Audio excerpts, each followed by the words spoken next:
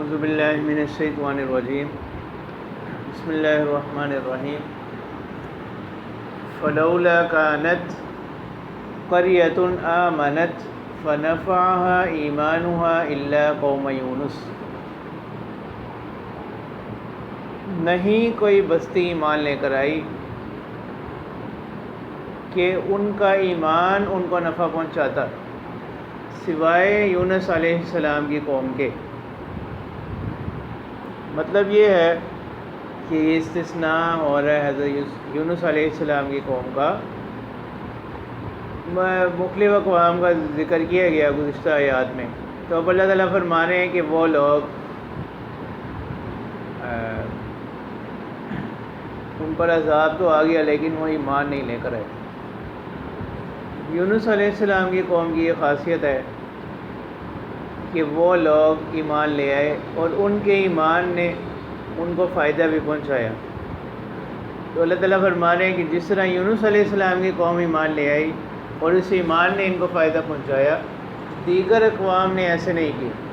کہ وہ ایمان لے آتے لیکن وہ ایمان نہیں لائے، تو نافرمانیوں کی صورت میں وہ ان پر عذاب آ گئے۔ اب یہاں دو باتیں ہیں، ایک تو یہ ہے کہ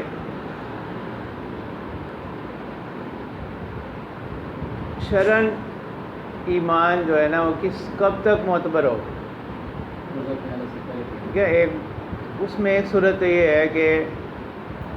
دنیا کے اندر انسان ایمان لے حالت نظر سے پہلے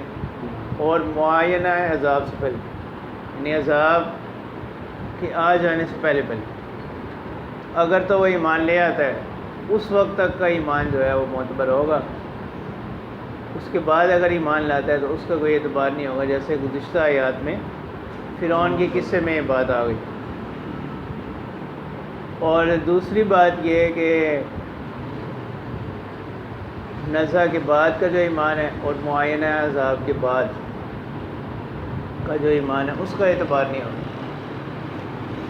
اب یہاں خاص طور پر حضرت یونس علیہ السلام کی قوم کی جو تخصیص ذکر کی گئی، اس سے بھی مقصود یہی بتلانا ہے کہ حضرت یونس علیہ السلام کی قوم جو ایمان لے کر آئی، عذاب ابھی ان پر آیا نہیں تھا،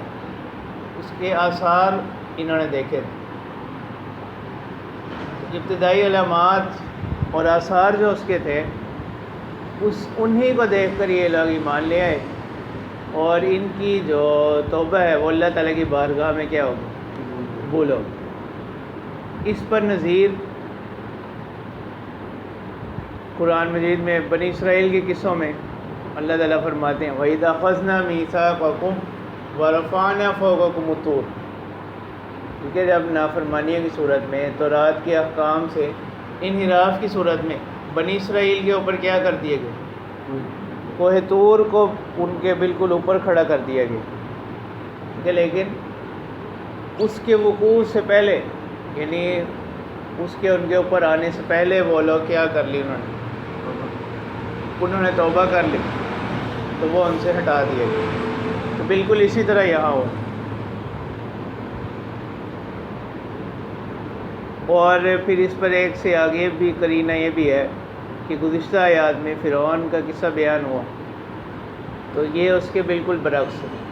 کہ فرعون جو ایمان لے کر آیا تھا وہ معینہ عذاب کے بعد، اس وجہ سے اس کا اعتبار نہیں کیا گیا، وہ حالت نزع کے وقت کا ایمان تھا۔ لیکن یونس علیہ السلام کی جو قوم ایمان لے کر آئی تو وہ ایک تو وہ معینہ عذاب سے پہلے تھے، ٹھیک ہے، پھر اسی ایمان کی بدولت جو ہے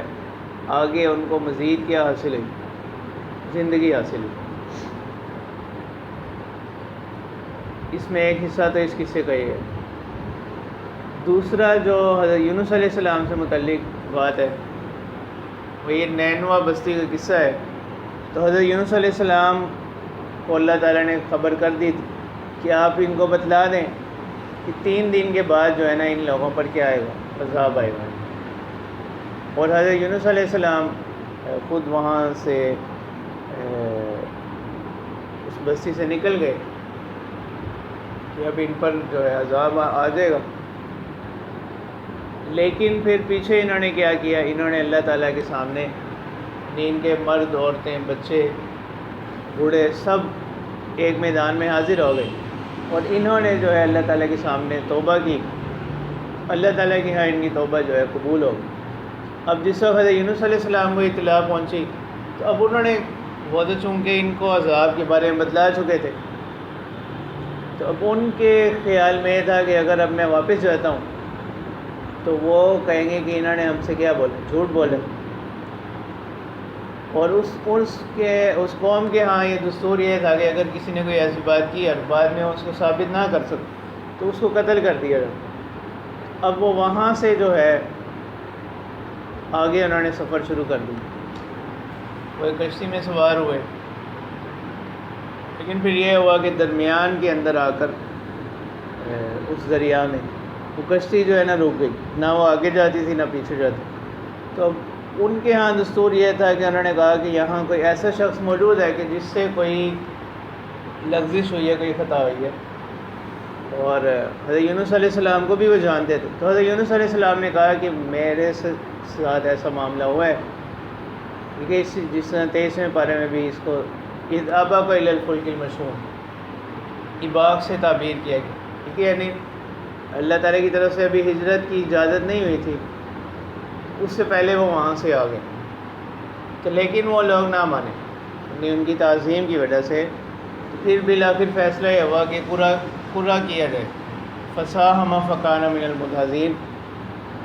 تو اب قرہ جس وقت کیا گیا اس میں بھی حضرت یونس علیہ السلام کا ہی نام نکلا، تو انہوں نے، اب ایک طرف تو یہ صورت ہوگی، تو اب انہوں نے حضرت یونس علیہ السلام کو اس دریا میں چھوڑ دیا۔ تو اب وہاں اللہ تعالیٰ کی طرف سے ایک مچھلی وہ پابند تھی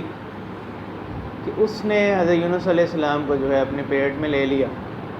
اور پھر مختلف روایات ہیں، 1 دن، 5 دن، 7 دن، 40 دن تک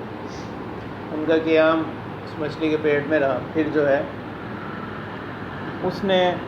ان کو جو ہے، یعنی مچھلی اس کو صرف اتنا حکم دیا گیا تھا کہ ان کو کیا کرنا، اپنے پیٹ میں رکھنا ہے اور محفوظ رکھنا، یعنی غذا نہیں بنانا۔ پھر ایک عرصے کے بعد جو ہے ان کو وہ اس مچھلی نے ان کو ایک خشکی پر ایک جگہ چھوڑ دی۔ تو یہ اس قصے کی تفصیلات ہیں، باقی اس میں جو بعض لوگوں نے اس پر مزید اضافے کیے ہیں اسرائیلی روایات کی بنیاد پر، وہ قرآن و سنت کی تعلیمات جو ہیں وہ اس کو ساتھ نہیں دیتے، یعنی حضرت یونس علیہ السلام کی اس معاملے میں، اس قصے میں جو ان کی، جس کو انبیاء کی شان چونکہ بڑی بلند ہوتی ہے تو وہ اپنے اعتبار سے اس کو کیا کر رہے ہیں، خطا تسلیم کر رہے ہیں، لغزش کا نام دے رہے ہیں، ورنہ حقیقت میں وہ کوئی معصیت نہیں، یعنی وہ زیادہ سے زیادہ یہ ہے کہ وہ بغیر اذن کے انہوں نے کیا کر ہجرت کر۔ باقی جو بعض مفسرین نے یہاں پر اس قسم کی باتیں لکھی تو وہ قرآن و سنت کی تصریحات کے خلاف، کہ معاذ اللہ انہوں نے اپنے جو فریضہ رسالت تھا اس میں کوئی کمی کوتاہی کی، تو یہ بات کرنا جو ہے یہ درست نہیں، اور یہ عصمت انبیاء کے بھی خلاف۔ تو اللہ تعالیٰ فرماتے ہیں کہ، اور اسی کو بعض مفسرین نے یعنی آپ صلی اللہ علیہ وسلم کے ساتھ بھی متعلق، فتح مکہ کے موقع پر مشرکین کو کیا کیا جانا تھا، ان کو سزا دی جانی تھی، لیکن اس وقت جو ہے آپ صلی اللہ علیہ وسلم نے ان کی معافی کو کیا کیا، قبول کیا، اور ان کے ایمان کا اعتبار کیا، یعنی اس وقت بہت سے لوگ ایمان لے ہیں۔ اسی کو اللہ تعالیٰ بیان فرما رہے ہیں یہاں پر کہ یہ جو گزشتہ ہم نے قصے بیان کیے ہیں، فلولا کانت قریۃ آمنت فنفعها ایمانها الا قوم یونس، کہ نہیں کوئی قوم، کوئی بستی ایمان لے کر آئی کہ اس کا ایمان اس کو فائدہ پہنچاتا سوائے یونس علیہ السلام کی قوم کے، لما آمنو، جس وقت وہ لوگ ایمان لے آئے، کشفنا عنہم عذاب الخزی فی الحیات الدنیا، تو ہم نے ان سے ہٹا دیا رسوائی کا عذاب دنیا کی زندگی میں، وَمَتَّعْنَاهُمْ إِلَىٰ حِينٍ، اور ہم نے ان کو اچھی عیش و عشرت والی زندگی دی، اِلیٰ حِینٍ ایک مدت، ٹھیک ہے۔ عیش و عشرت کی قید اس لیے کہ دنیا کی زندگی میں عیش و عشرت یا سکون جو ہے وہ کس کو حاصل، وہ عام کفار کو بھی حاصل، ٹھیک ہے۔ تو ان سے استثناء کے لیے بعض جو